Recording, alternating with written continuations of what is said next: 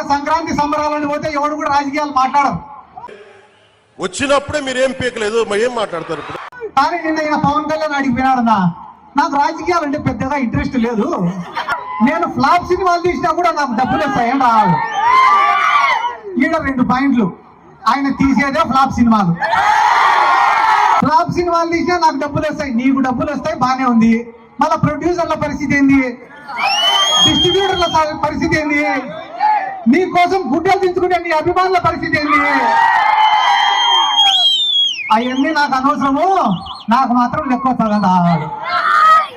నిన్న ఎవడో చెప్పినాడంట, ఏందన్నా నెలకు 20 కోట్లకు 30 కోట్లకు కకృతి పడినావు నువ్వు, అదే నువ్వే ముఖ్యమంత్రి అయితే ఇంకా ఎక్కువ లెక్క వస్తుంది కదన్నా అని చెప్పినాడంట.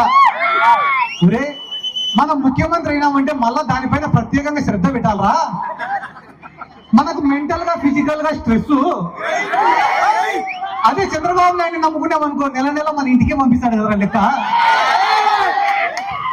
వీళ్ళందరి గురించి నేను ఎందుకు చెప్తానా అంటే, వీళ్ళు కూడా జగన్ సార్ గురించి మాట్లాడే మొగలేనా.